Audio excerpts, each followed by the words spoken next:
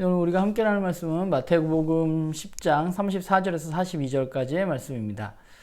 예수님은 자신이 평화가 아니라 검을 주기 위해서 왔다고 말씀하십니다. 사실 오늘 본문은 우리를 좀 혼란스럽게 하는 부분이 있죠. 메시아는 평화의 왕이신데, 그리고 예수님은 분명히 메시아이신데, 우리는 도대체 평화가 아니라 검을 주러 왔다는 이 말을 어떻게 이해해야 할까? 우리가 이 말씀을 살피기 위해서는 예수님이 말씀하시는 평화란 무엇인가 우리가 좀 알 필요가 있는 것 같아요. 예수님이 말씀하시는 평화라는 것은 아무 일도 일어나지 않는 우리가 일반적으로 생각하는 그냥 평온한 상태를 이야기하는 것은 아닙니다. 예수님이 말씀하시는 평화의 본질은 하나님과 인간의 온전한 관계의 회복에서 시작되는 것입니다. 예수님을 주인으로 영접하는 것, 즉 하나님을 우리의 삶의 주인으로 영접한 상태가 진정한 평화의 시작입니다. 그런데 문제는 뭐냐 하면 세상이 예수님을 주인으로 받아들이지 않는 것이죠. 오히려 세상은 자기 자신을 또는 나 자신을 주인으로 삼으라고 요구합니다. 그렇기 때문에 예수님을 따른다는 것은 일반적으로 말하는 평화의 삶을 깨트릴 수밖에 없는 것이죠. 왜냐하면 세상을 따르지 않기 때문입니다. 그런데 오늘 말씀은 특별히 예수님이 가족에 대해서 이야기하십니다. 좀 그런 생각을 해봤어요. 하나님의 뜻과 관계없이 내가 세상에서 가장 일반적으로 잘 되기를 바라는 사람들은 누굴까 생각해보면 바로 가족입니다. 그리고 부모님이시죠. 육신의 부모님이 자기 자녀가 십자가를 지고 걸어가는 것을 좋아할 수 있을까? 그것을 박수 쳐줄 수 있을까? 저는 쉽지 않다고 생각합니다. 십자가 없는 삶, 그냥 우리가 일반적으로 보기에 평안한 삶을 원하는 것이 부모의 마음이죠. 그렇기 때문에 자기 십자가를 지고 예수님을 따르는 삶에 가장 격렬한 반대를 일으킬 사람 중에 하나가 저는 가족이라고 생각합니다. 오늘 말씀이 우리에게 그렇게 이해되어져야 되지 않을까 싶습니다.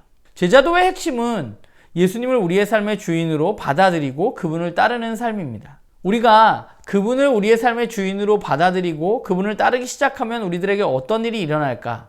자기 십자가를 진다는 것은 그저 어렵고 힘든 길을 가는 것은 분명히 아닐 겁니다. 생각해보면 우리는 하나님의 피조물입니다. 그리고 원래 그분이 만드셨기 때문에 그분이 우리의 삶의 주인이십니다. 그렇다면 예수님을 받아들이고 하나님을 우리의 삶의 주인으로 받아들인다는 것은 사실 우리가 원래 있던 자리로 돌아가는 것이죠. 결국 우리는 그분을 우리의 삶의 주인으로 삼을 때 진짜 나를 발견할 수 있게 되고 이 땅 가운데 진짜 평화와 행복을 맛보면서 살아갈 수 있게 되는 것이죠. 그것이 바로 주님이 우리에게 주실 상이라고 주님은 말씀하고 계신 것입니다. 요즘에는 가족에 대해서 우리가 그렇게 생각하지 않는 사람들도 많이 있지만, 그러나 가족처럼 우리의 삶에 자기 자신을 내어주는 사랑을 할 수 있는 사람들이 또 있을까라는 생각을 해봅니다. 그리고 또한 우리가 1차적으로 가장 사랑해야 할 대상들이 바로 가족이죠. 오늘 말씀은 우리가 그런 가족들을 사랑하지 말라는 말이 아니라 그것보다는 예수님을 따라서 걸어가는 길의 어려움에 대해서 이야기한 것입니다.